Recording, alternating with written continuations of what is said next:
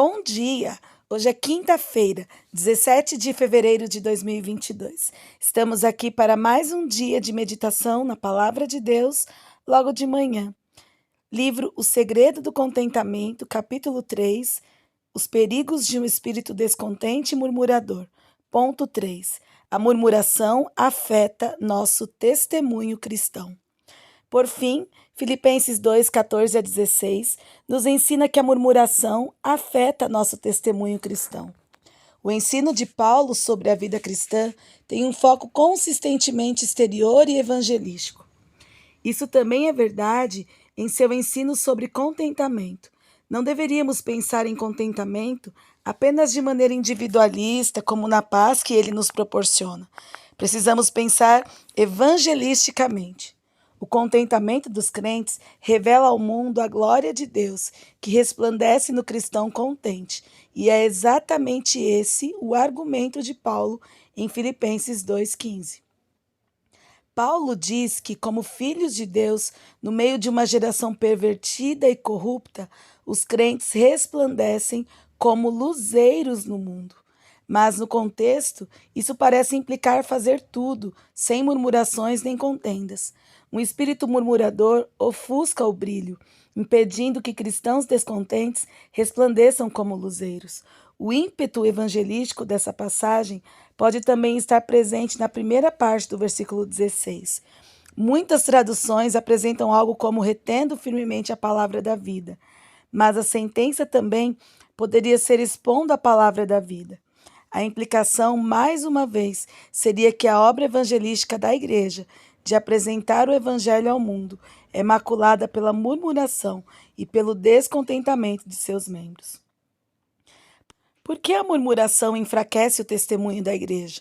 Há pelo menos dois motivos. O primeiro é que um espírito descontente proclama a si mesmo e não o nome de Cristo. Ver 2 Coríntios 4:5. Podemos proclamar a nós mesmos ou proclamar a Cristo, mas não os dois.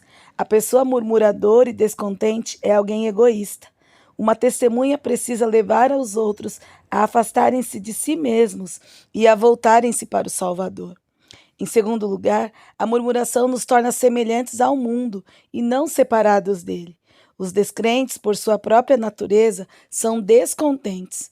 Agostinho disse que o coração não descansa até que encontre descanso em Deus.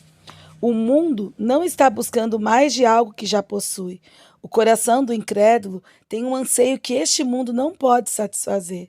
Em meio a essa inquietação e confusão, a igreja precisa oferecer uma alternativa, um coração tranquilo e em paz, seguro e contente em Deus. Precisamos buscar o contentamento não somente pelo bem de nossa própria alma, mas também por amor àqueles que estão perdidos e sedentos por não conhecerem o Deus da paz. Como então podemos alcançar um contentamento piedoso? Voltaremos agora nossa atenção para a busca do contentamento, reconhecendo que alcançar uma virtude piedosa requer meios piedosos e não mundanos. Para a discussão. Número 1. Você diria que tem como característica um espírito murmurador e queixoso? Examine a natureza de suas queixas. Elas são lamentos reverentes, como os que encontramos nas Escrituras, ou são queixas descontentes e pecaminosas? Como saber a diferença? Essa é uma boa pergunta para você se autoanalisar, não é mesmo? Tem coisas que a gente faz na vida achando que está agradando ou achando que vai favorecer a um e a outro, quando na verdade o efeito é o contrário. O efeito traz mais afastamento, mais indignação, mais descontentamento da parte do outro em relação a nós e tantas outras situações. Que texto maravilhoso esse, onde nós nos fomos levados a pensar de que nós temos que ter contentamento em Deus. Que tudo que favorece o contentamento em Deus é nisso que eu devo pensar e fazer.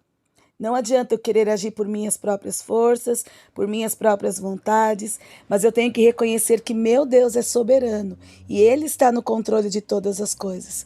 Quanto a mim, eu vou orar, vou meditar e vou colocar todas as situações que me agradam ou não diante do Senhor. Número 2.